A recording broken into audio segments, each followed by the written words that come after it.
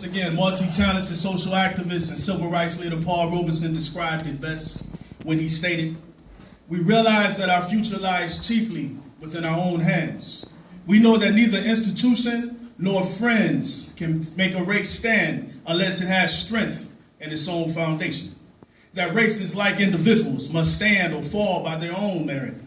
That to fully succeed, we must practice the virtues of self-reliance, self-respect, industry, perseverance, and economy."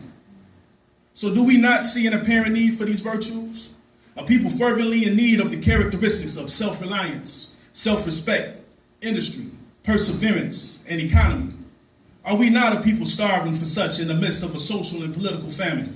Are we not starving for self-esteem, starving for self-sufficiency, starving to build a black economy that simultaneously produces from within and holistically strengthens our communities? As of 2013, black consumer spending exceeded $1 trillion. It appears the only component we now lack is simple: a collective hunger to actively resolve this starvation, a hunger to organize, a hunger to commit to transition out of consumerism and into wealth building and ownership of our communities. We witnessed elements of hunger within the past year with mass protests and demonstrations. Is there not a hunger to loosen the shackles of injustices that are evident in school-to-prison pipelines or overwhelming black youth unemployment? Is there not a hunger expressed through pain after decades of covert warfare making itself imminent? Is it not in the faces of our youth, and the anger of our youth, and the disorientation of our youth? Is it not evident resulting from the death of Freddie Gray in Baltimore, the beating of Floyd Dent in Michigan, the murder of Walter Scott in South Carolina, or the summer of 2014 that gave birth to the Black Lives Matter movement? Yet, we burn the candle from both ends. The crimes of minority against minority communities continues this momentum. This has led to a divide so prominent within our own communities that the possibility for unity remains one serious question: how? Growing up in a city like Saginaw, Michigan, that for a city of its size and population was the murder capital of the U.S. from 2003 until 2010, and yes, that's 8 years straight, I am a witness of seemingly impossible attempts to organize ourselves to eliminate perpetual cycles of self-destruction. Even the death of Milton Hall in Saginaw proved the difficulty to organize as a community, even under the guise of civil liberties. Although the mentally ill victim, only armed with a pocket knife, was shot more than 45 times by 6 police officers, as if bullets were the only option for restraint. Yet unity within us is not without.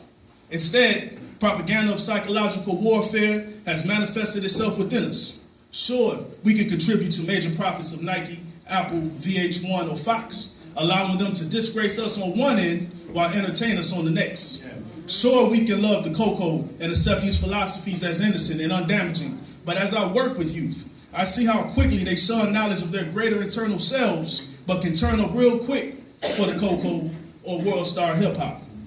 There's a problem here, and I always say there's layers to this. Yet without greater awareness of these circumstances and the options available to us, we cannot begin to develop the power necessary to respect and love ourselves enough to know that that's all that matters.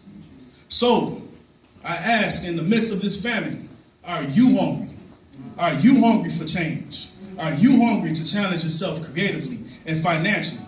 Are you hungry enough to invest in yourself and take the risk of living by your purpose? Are you hungry enough to devise a plan to be that next new black-owned business? Are you hungry enough to study and master the black consumer market?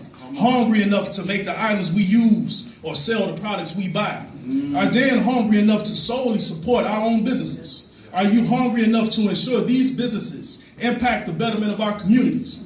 And are you hungry enough to not only hold the businesses accountable, but organizations, politicians, churches, and schools as well? Hungry enough to go the extra mile to discover and spread the word of where and to whom we should spend, and if they are not appreciative of that support, to call them out. We owe it to our youth to be the generation that builds wealth and ownership to be passed on for generational prosperity, so that they don't have to sit as beggars to a table that our generation had enough resources to provide them a seat to. So if this hunger is within you, I want to speak to that hunger at this time. Revealing the feeling of a man malnourished, seeking the porridge from the pain of passion into an empty storage. Hunger. It's that need that makes you need what you need. That desire to fuse the fire necessary to get what you desire. Hunger is to get up after the fall. The surety in the jungle that gives you the resolve. The answer to the riddle that makes your life solved. Hunger. But hunger doesn't exist without something worth being hungry for. So when you want to understand your self-worth, find out what makes you hunger more. Hunger is a commodity that we all share. The only difference is in the hunger that we care. If the value is short-term, something so insignificant that you can't earn, something so foolish that you can't learn, then your desires are waste, and that hunger won't burn. Leave you mentally obese, that your selfishness consumes you, and then hunger leaves you, deceased.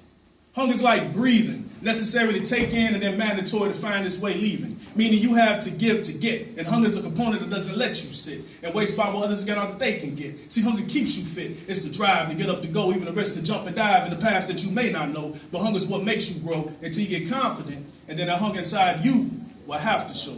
Hunger is the difference between a man who quit and a man that withstood the resistance. Hunger is at the same time the man who knew what he wanted and refused to let the circumstances define or the thoughts in other people's mind be the reason he couldn't be the next person in line.